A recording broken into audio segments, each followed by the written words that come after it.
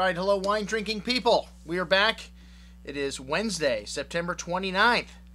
And it's time for what I drank yesterday. But before that, let me introduce you to the Jamon. We'll be opening that up Friday for our vintage Spanish tasting. You can't have a Spanish tasting without Jamon, the national food of Spain.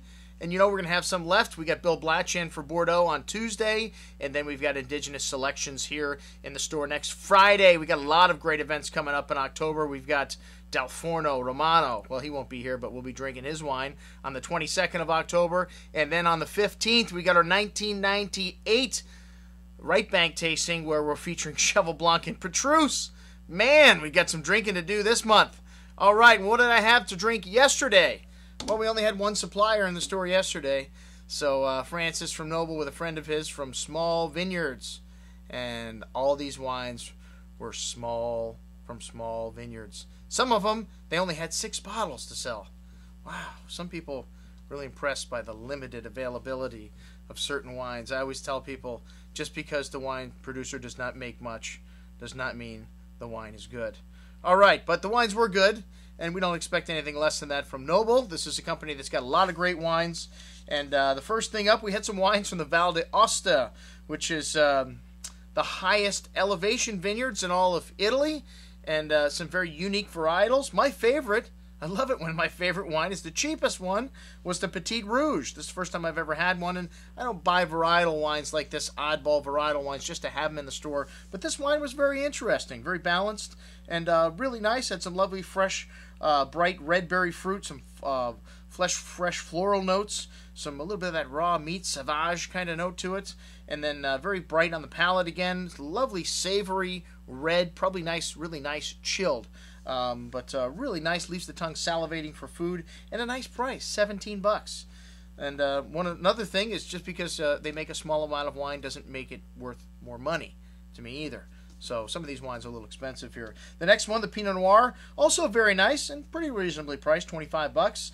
Some light red cherry fruit, a little bit of herbs and dried floral notes there, and a little bit of dusty earth also. A bit tart on the palate, though. If you like that kind of Pinot, that really savory style Pinot, this wine could be for you.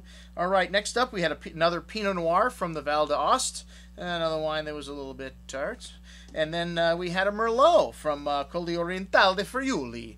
Hey, I love the Merlot up here, but it ain't the easiest thing to sell in the world, man. Let me tell you, you got to pop a lot of bottles to sell Northern Italian Merlot. This one was pretty good, but again, a little expensive. Focus on some green herbal notes on the nose there, but some lovely red plum and currant berry fruits and velvety, smooth tannins. Definitely very European style wine, old world Merlot, really nice. All right, next up we had Bocelli. That's right, Andrea Bocelli's family makes a wine. Every family in Italy makes a wine. Okay, and this is nice, pretty savory style, 100% Sangiovese from Tuscany and IGT. Fresh earth, the red cherry fruit, typical Sangiovese. Fresh plowed earth, a little dried mushroom note in there. Nice, savory, elegant wine. $65. Hey, if you want Andrea Bocelli's wine, it's not cheap. Neither's Andrea Bocelli. All right, then we had a little Eugenio Boccino, Barolo La Serra. Okay, another expensive wine, $100. Hey, Barolo's not cheap either, buddy, but I'm looking for value today, I guess. Nice wine, but again, a little hefty, the price there. And then we had a wine called The Prisoner. Oh, my God. Wait, I got to... Shh. No, it wasn't spelled the same way. They only have 6 bottles of this to sell. Don't worry, I don't think there's going to be any lawsuit with Orin Swift's Prisoner. But spelled similar. I don't know. $150 a bottle? Are you kidding me? I'll take the first Petite Rouge. An interesting wine, a little bit over-extracted. 15% alcohol. But 6 bottles for the world. All right. Next up, you know I'm having wine with dinner, folks. And after a day like that, that's all I had to drink. I want to bust open something that's nice. Something that's going to go good with my food. California Cabernet? No, just kidding.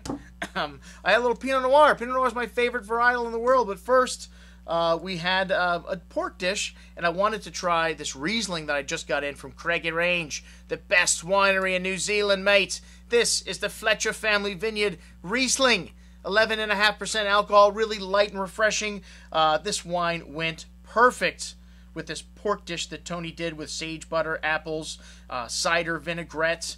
Really a neat dish, and just sang with this wine. Lovely flinty slate note to the nose here. Classic Riesling, white peach, lime, citrus, and hints of white flowers. But I love the savoriness of the dish with the sweet and savoriness of this wine. We will have this in the house. More of it. We just got one case. It's on sale for $12.75, folks. That's over half the regular price. If we don't sell it all off this email, you'll see a separate email coming out on it next week, first thing. All right, next up, Davis Bynum Pinot Noir, the best value, or one of them that I have in the store with Pinot Noir. Hey, I can drink $20 Pinot Noir from California again. The recession is done a great thing for wine. This wine, a great price, $21.75. Typical Russian River fruit, slightly roasted character to the red cherry pie-like fruit, allspice, fresh flowers, light but not light in flavor, and lovely freshness on the tongue, lovely velvety texture. One of the things I love about Pinot Noir, the silky velvety texture it has, and a nice balanced finish. And that's what I had to drink last night. I'm your host, Andrew Lampazone for the Wine Watch, signing off, saying remember, always drink the good stuff first.